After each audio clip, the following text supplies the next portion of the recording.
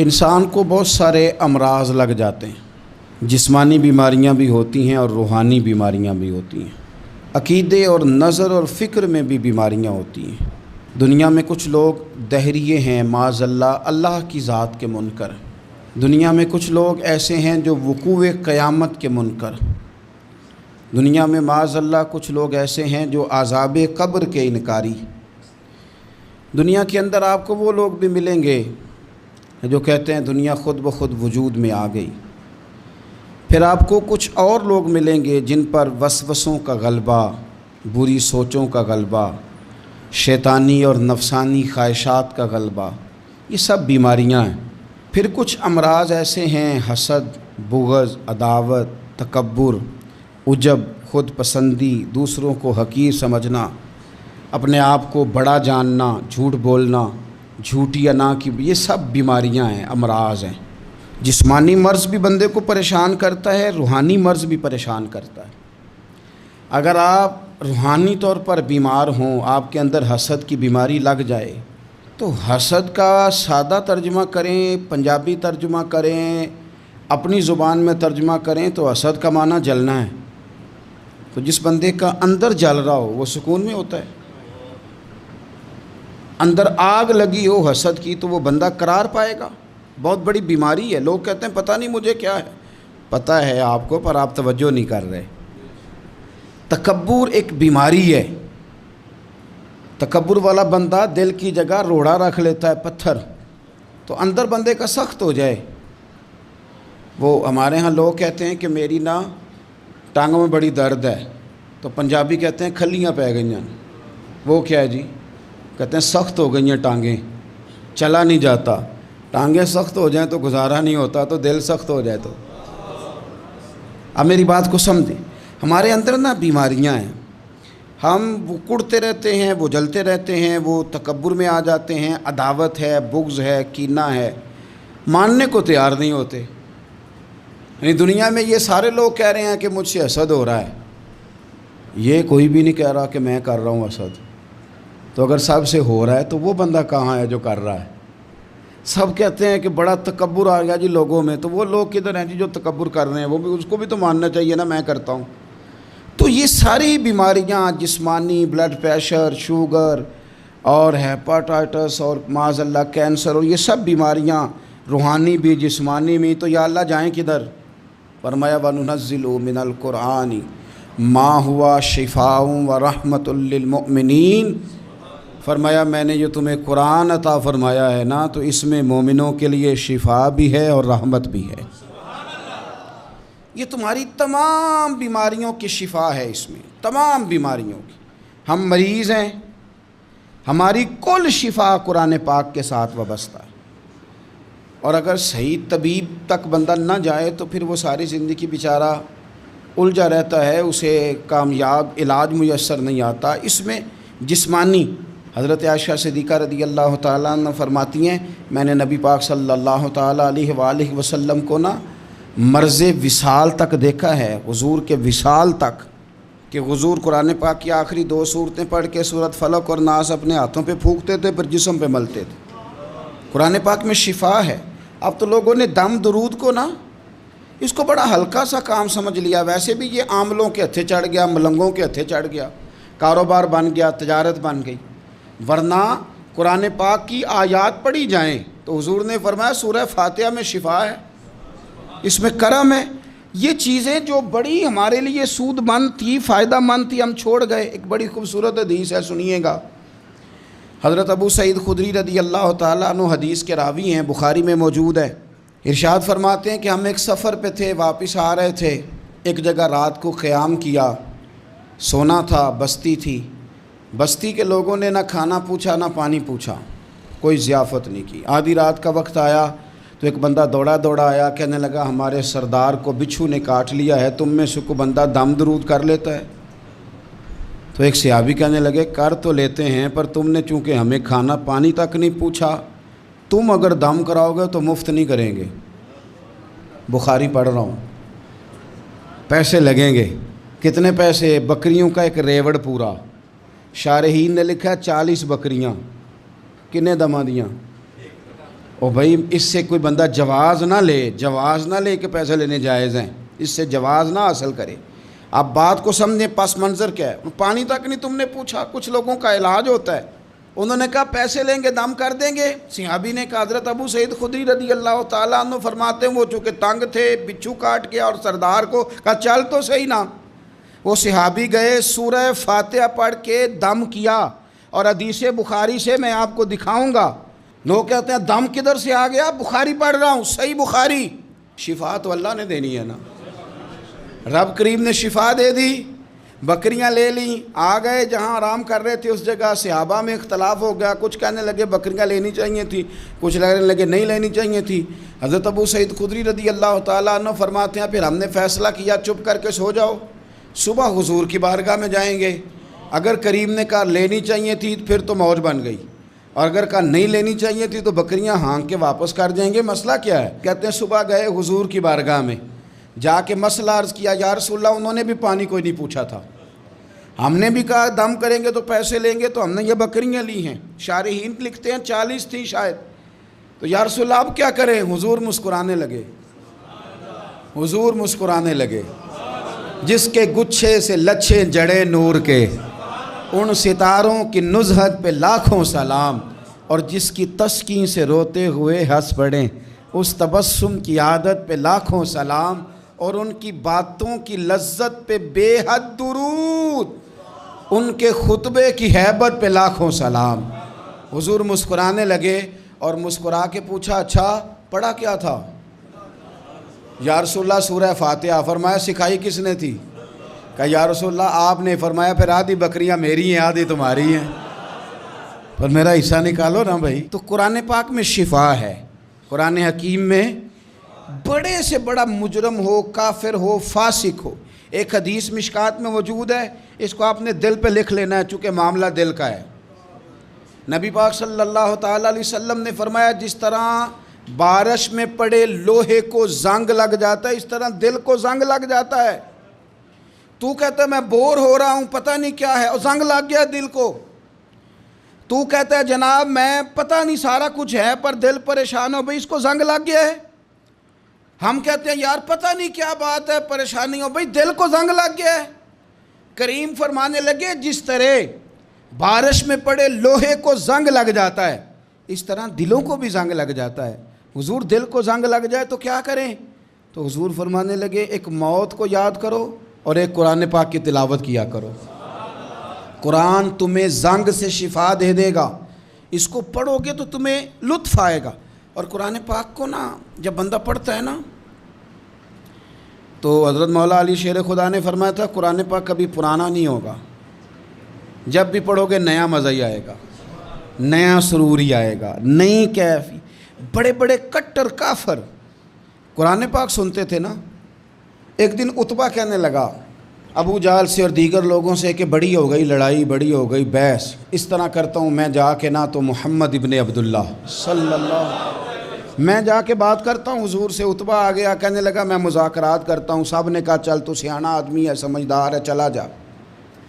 جا کے نا تو وہی باتیں جو وہ ہمیشہ کرتے تھے، نبی کریم علیہ السلام سے کہنے لگا ہم سارے آپس میں ہیں، برادری ہے، قبیلہ ہے، ایک شہر ہے، پھر بھی لڑائیاں شروع ہو گئی ہیں، جو آپ کا کلمہ پڑھتے ہیں وہ الگ ہو گئے، جو ہمارے معاذ اللہ طریقے پہ ہیں وہ الگ ہیں، تو کوئی بات چیت نہ کر لیں بیٹھ کے۔ تو حضور نے فرمایا کرو نا۔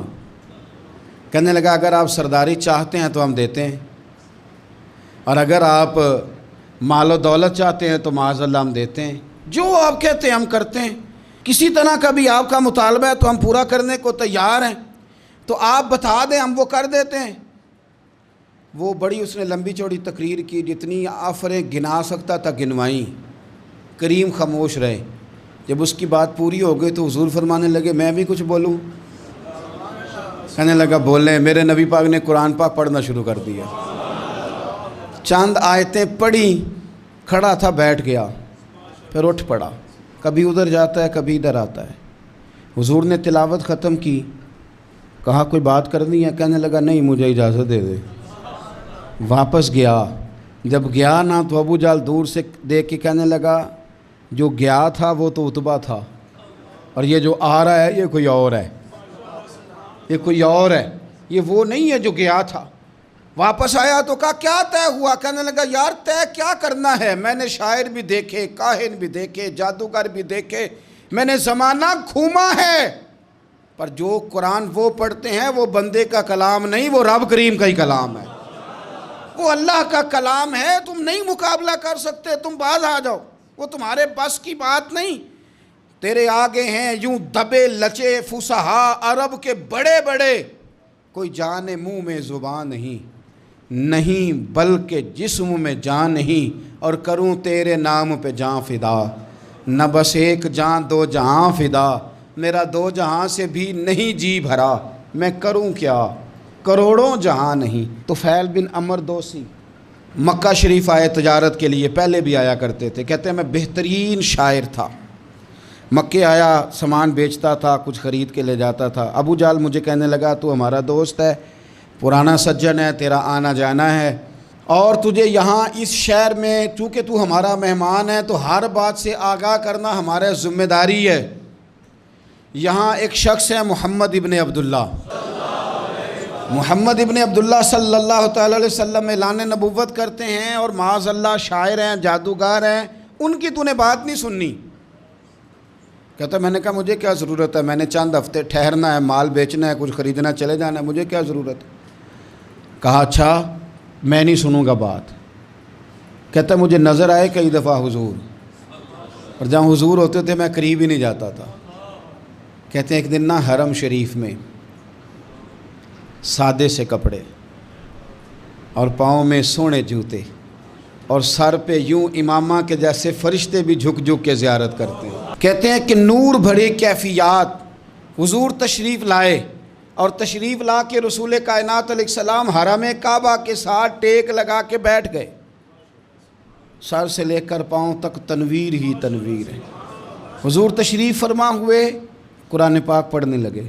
میں جب حضور کے قریب سے گزرتا تھا تو کانوں میں روئی دے کے گزرتا تھا، پر طفیل کہتے ہیں آج نا تھوڑی سی آواز میرے کانوں میں گئی، قرآن پڑھا محبوب نے۔ اور ویسے بھی کیا کمال ہوگا جب یاسین والے نبی خود یاسین پڑھتے ہوں، جب طٰہٰ والے نبی اپنی زبان سے طٰہٰ کی تلاوت کرتے، وَالضُّحَىٰ وَاللَّيْلِ اِذَا سَجَىٰ جن کے بارے میں آیا جب وہ تلاوت کرتے ہوں، الم نشرح لک صدرک جن کے سینے کی تعریف اللہ نے کی، جب وہ ان آیتوں کی تلاوت کرتے ہوں گے تو کیا شان ہوگی۔ جن کو رب کہے وَلَسَوْفَ يُؤْتِيكَ رَبُّكَ فَتَرْضَىٰ حبیب تجھے اتنا دوں گا کہ تو راضی ہو جائے گا۔ تو جب حضور خود یہ آیتیں پڑھتے ہوں گے تو انداز کیا ہوتا ہوگا۔ کہتے ہیں وہ تھوڑی آیتیں سنی پر قربان جائیں میرا تو کوئی دل ہی بدل گیا۔ میں بڑا بہترین شاعر تھا، لفظوں کے تراشے مجھے خوب آتے تھے، الفاظ کے بام و در سے میں آگاہ تھا، اچھا ادب میں جانتا تھا، پر میں نے کہا یہ کلام، یہ انداز، لو انزلنا هذا القرآن على جبل لرأيته خاشعا متصدعا من خشیۃ اللہ، یہ انداز پتھروں پہاڑوں پہ جائے تو وہ ریزہ ریزہ ہو جائیں۔ کہتے ہیں تھوڑا سا پڑا قریب نے، اور پھر نظریں جھکائے ہوئے حضور اپنے گھر گئے، سرکار چلے تو میں پیچھے پیچھے، حضور گھر میں چلے گئے تو میں نے دروازے پہ دستک دی، باہر آئے، سلام لی، میں نے کہا محبوبہ وہ جو آپ پڑھ رہے تھے تھوڑا اور نہیں سنا دیتے، تھوڑا اور نہیں تلاوت کر دیتے۔ کہتے ہیں رسول پاک نے نا پھر قرآن پڑھنا شروع کیا، میں کبھی بیٹھتا تھا کبھی اٹھتا تھا، جب حضور نے تلاوت مکمل کی تو میں نے آگے بڑھ کے ید اللہ والا ہاتھ تھاما اور دست مبارک پکڑ کے کہا سونیا، یہ مجھے کہتے تھے نہ سننا، میں نے زمانہ دیکھا ہے، میں کوئی عام آدمی نہیں، میں سردار ہوں، میں نے دنیا دیکھی ہے، مجھے قسم ہے جو آپ کی زبان سے نکل رہا ہے وہ بشر کا کلام نہیں، آپ مجھے کلمہ پڑھائیں، میں مسلمان ہونا چاہتا ہوں۔ بڑے بڑے کفل ٹوٹے۔ حضرت عمر بھی آئے تو آئے قرآن کی تاثیر کی برکت سے۔ حضرت صدیق اکبر نا اپنے گھر کے سین میں بیٹھ کے قرآن پاک پڑھتے تھے تو رویا کرتے تھے، روتے تھے۔ مکے کے کچھ سردار کٹھے ہو کے نبی کریم کی بارگاہ میں گئے، کہنے لگے ایک تو صدیق اکبر کو منع کریں کہ قرآن اونچا نہ پڑھا کریں، اور اگر اونچا پڑھنا ہے تو پھر ان سے کہیں پڑھ کے رویا نہ کرے۔ حضور نے فرمایا اپنے گھر میں بیٹھ کے پڑھتا ہے، روتا ہے، تمہیں کیا ہے؟ یا رسول اللہ یہ ابو بکر صدیق جب قرآن پاک کی تلاوت کر کے روتے ہیں نا تو ہماری بچیاں بھی رونے لگتی ہیں۔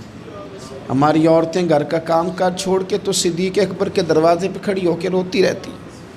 حضور ان سے کہیں یہ قرآن سے جو شغف ہے ان کا، کہاں گئے مسلمان جو قرآن پڑھنے والے تھے، کدھر گئے؟ سارا کچھ ہی ہمارا موبائل لے گیا. میں کس طرح یہ بات بیان کروں کہ کچھ لوگوں نے رمضان میں بھی قرآن پاک ایک بھی ختم نہیں کیا، رمضان شریف میں بھی ایک قرآن پاک کی توفیق نہیں ہوئی. لے گیا سارا کچھ، ہماری خوش گپیاں. کمال ہو گئی، ہم نے سوچا ہی نہیں، فکر ہی نہیں کی. سنگیو واپس آؤ، قرآن پاک سے پیار کرو، قرآن پاک سے محبت کرو، قرآن کی تعلیم حاصل کرو. لوگ کہتے ہیں میں بوڑھا ہو گیا ہوں، زبان موٹی ہو گئی ہے، قرآن کیسے سیکھوں؟ 38.5 سال کی عمر میں کلمہ پڑھا حضرت صدیق اکبر نے. کچھ صحابہ ان سے بھی عمر میں زیادہ تھے، تو بڑی عمر میں دین سیکھا کہ چھوٹی عمر میں سیکھا؟ ہمیں کیا ہو گیا ہے؟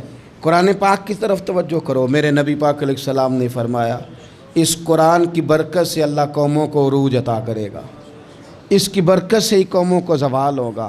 حضرت عائشہ صدیقہ کہتی ہیں حضور رات کو نماز کی نیت باندھتے تھے تو ایک ہی آیت پڑھتے تھے، ساری رات ایک ہی آیت پڑھتے رہتے تھے، روتے رہتے تھے. اور جب حضور روتے تھے تو جس طرح ہنڈیا ابلے تو آواز آتی ہے، اس طرح حضور کے سینے سے آواز آتی تھی. جبیر بن مطعم کہتے ہیں میں بدر کے قیدیوں کے بارے میں بات کرنے آیا حضور سے، تو نبی پاک مغرب کی جماعت کرا رہے تھے. جب میں مدینے پہنچا تو مسجد نبوی کے باہر کھڑے ہو کے میں نے حضور کی تلاوت سنی. فرماتے ہیں بس میں تو بات کرنے آیا تھا نا، تو وہ آیتیں سنی تو مجھے یوں لگا مجھ پہ بجلیاں گر رہی. کون ہے جو میرے دل کے کفر اور کفل دھو رہا ہے؟ بس قرآن سنتا گیا اور رب مجھے ایمان کی توفیق عطا فرماتا گیا. میں نے کلمہ پڑھ لیا مسلمان. قرآن ہی ہمارے ہر مسئلے کا حل ہے. میں کیا کروں؟ قرآن پڑھتے ہیں ہمارے ہاں، پر قبروں پہ پڑھا جاتا ہے، پر ختموں پہ.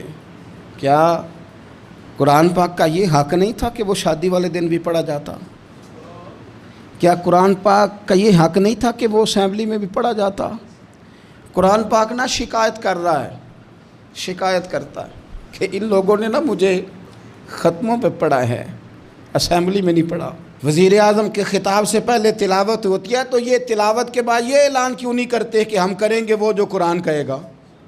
صدر کے خطاب سے پہلے تلاوت کراتے ہو تو یہ کیوں نہیں کہتے کہ اب ہوگا وہ جو قرآن کہہ رہا ہے؟ اسمبلی کا اجلاس تلاوت قرآن پاک سے شروع کرتے ہو تو یہ بھی تو کہو نا قرآن کے مطابق فیصلے ہوں گے. عدالتوں میں قسمیں اٹھانے کے لیے قرآن رہ گیا ہے، اس پہ ہاتھ رکھ کے کہو جو کہوں گا سچ کہوں گا.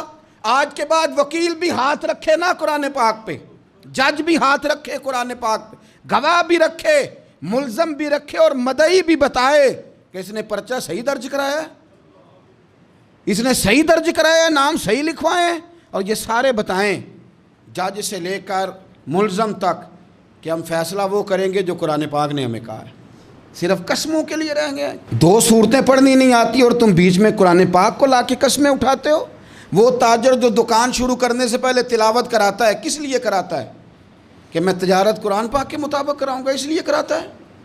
وہ تو کہتا ہے ذرا دکان صحیح چلے، ذرا برکت آ جائے. برکت نری تلاوت کرانے سے نہیں آئے گی، قرآن کے مطابق تجارت کر پھر زیادہ برکت آئے گی. قرآن کے مطابق قرآن کے علم کو عام کیا جائے، قرآن کے نور کو عام کیا جائے، قرآن پاک کے ادارے مضبوط کیے جائیں.